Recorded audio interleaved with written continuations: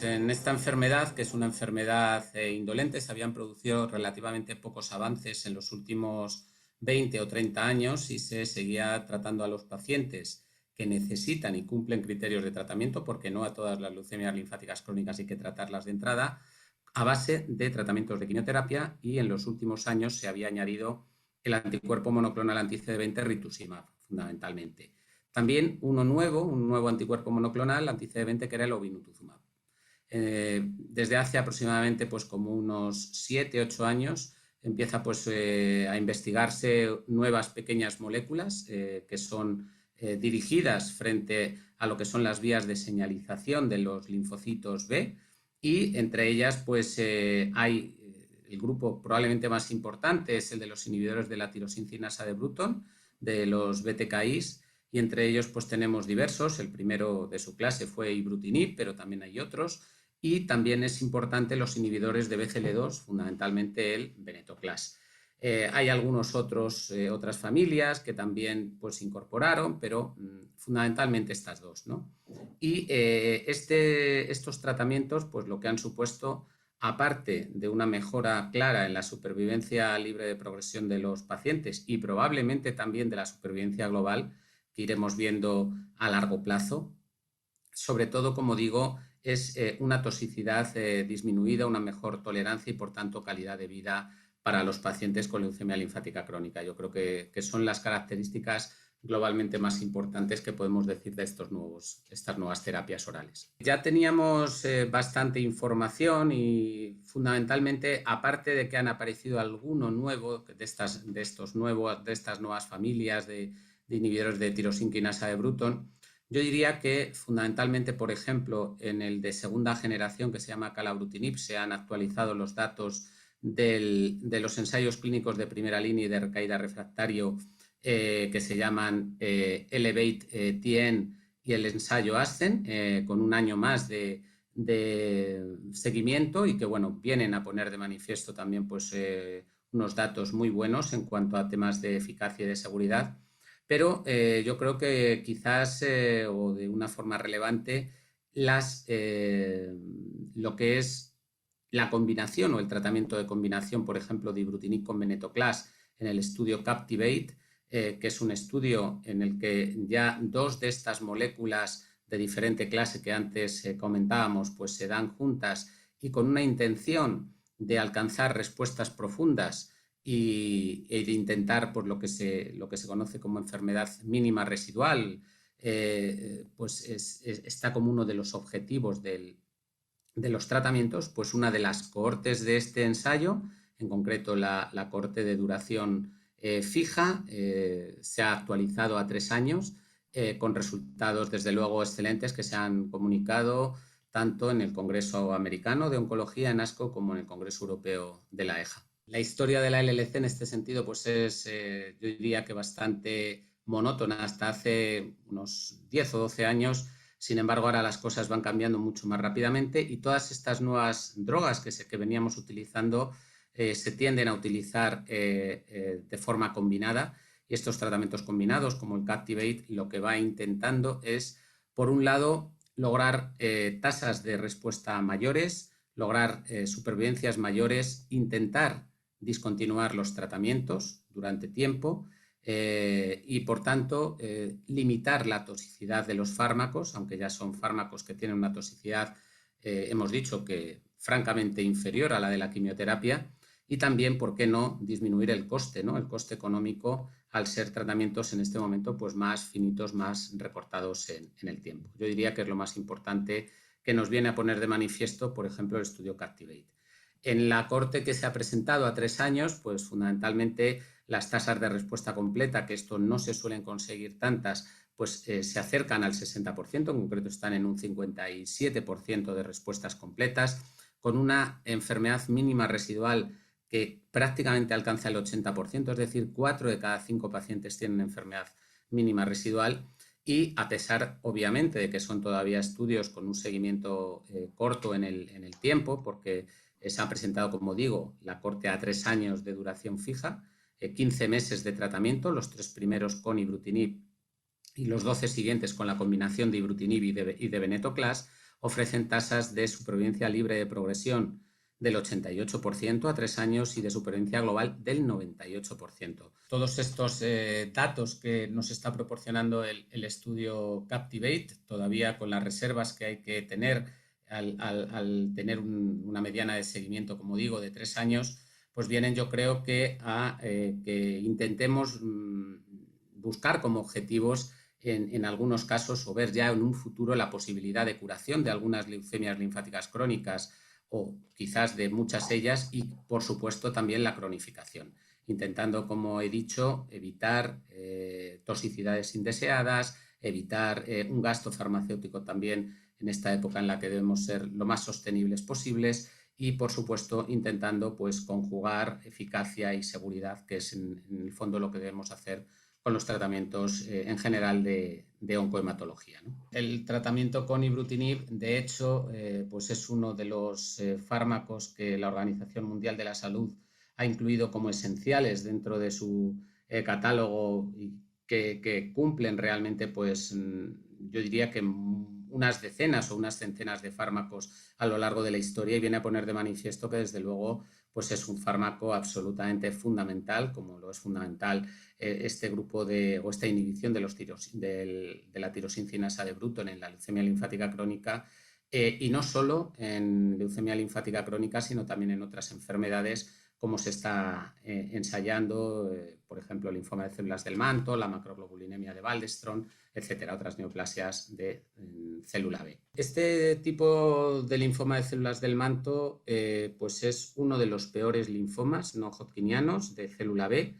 Probablemente era el peor, y junto con los linfomas T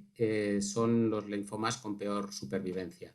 Estamos hablando probablemente pues hasta hace unos 8 o 10 años en pacientes mayores, que es para donde se dirige este ensayo SHINE, pues quizás de supervivencias que no pasaban en torno a 2 o 3 años, ¿no?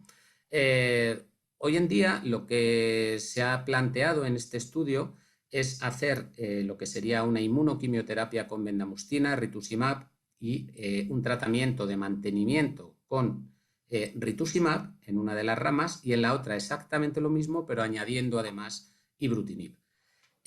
Los datos que se acaban de presentar en ASCO, en EJA, y también que han sido publicados, como usted dice, en New England Journal of Medicine, vienen a poner de manifiesto una ventaja de más de 2 años, en concreto de 2,3 años, de supervivencia libre de progresión en la rama que utiliza ibrutinib frente a la que no lo utiliza. Pero si antes yo le decía 2-3 años de supervivencia, y ahora estamos hablando que solo de supervivencia libre de progresión en una población mayor estamos en 80 meses, esto quiere decir prácticamente 7 años, libre de progresión, no quiere decir supervivencia global.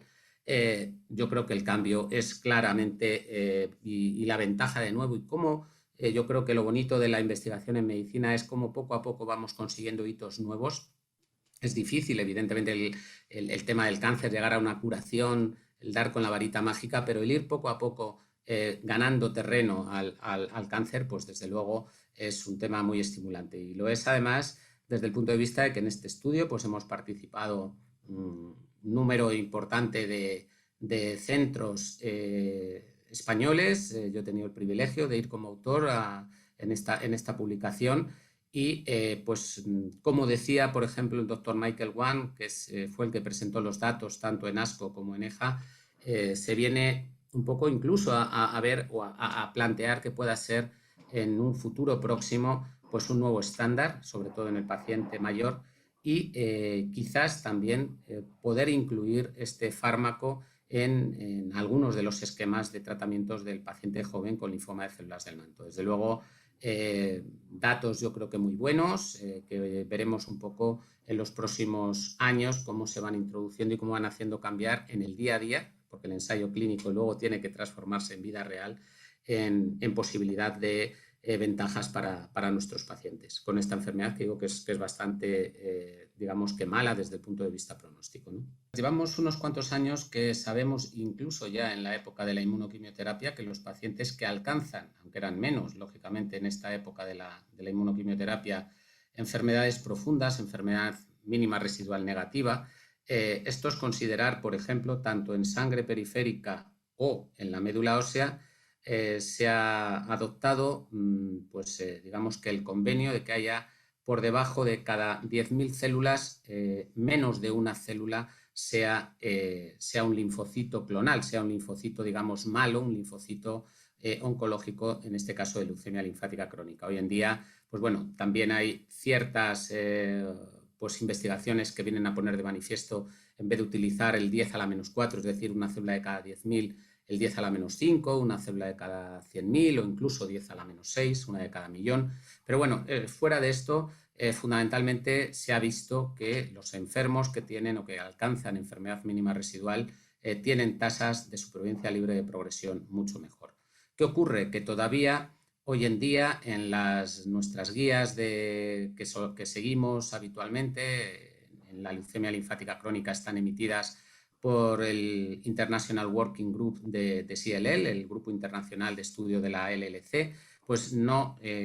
dicen que debamos tomar decisiones en práctica clínica habitual en base a ellas. Sin embargo, en los ensayos clínicos, hoy en día prácticamente en todos ellos se consideran una variable fundamental, un endpoint, en algunos de ellos incluso primario, pero cuanto menos secundario, y además como una especie de variable subrogada de lo que es la supervivencia, ¿no? Entonces, probablemente en los próximos años vayamos viendo cómo en esta enfermedad y en otras también de la hematología, como es por ejemplo el mieloma múltiple, el valor de la enfermedad mínima residual es desde luego un hecho y probablemente tenga que ir consiguiéndose, incluso también en práctica clínica habitual, que se convierta en un estándar, en un objetivo primario. Ambos son estudios en leucemia linfocítica o linfática crónica. Son los estudios, digamos, en primera línea más importantes y con mayor seguimiento. De hecho, ambos no es que se hayan actualizado ahora en estos últimos congresos, pero sí se han publicado resultados durante este primer semestre del año en revistas importantes de la especialidad, con alto nivel y factor de impacto, y en concreto el ECOG 1912 del grupo americano ECOG, precisamente es un grupo independiente, es un ensayo clínico que compara en pacientes jóvenes, en pacientes, digamos, que sin comorbilidades, con un buen estado general, lo que sería la inmunoquimioterapia que habíamos utilizado tradicionalmente, que bien podía ser fundamentalmente la fludarabina con ciclofosfamida y rituximab, con el ibrutinib, en este caso en América se utilizaba por lo menos hace unos años combinado con rituximab, y los resultados de este ensayo actualizado a 6 años se acaban de publicar y vienen a poner de manifiesto, en primer lugar, que los datos en general de ibrutinib son mucho mejores que los de la inmunoquimioterapia, punto número 1. Segundo, que cuando hacemos una diferenciación por un tipo genético, que es el gen de la cadena pesada de las inmunoglobulinas, tanto en el perfil mutado como en el no mutado hay diferencias estadísticamente significativas, y esto no se veía en la anterior, digamos, actualización que se había hecho a 4 años. Es decir, que, digamos, las diferencias de las curvas se han separado incluso un poco más, y que además, y lo que es más importante, se traduce en datos de supervivencia global mejores para la rama de ibrutinib que para la rama de inmunoquimioterapia. Por tanto, en el paciente, digamos, joven, este ensayo, ECOG, a 6 años viene a poner de manifiesto pues una consolidación, una robustez de los datos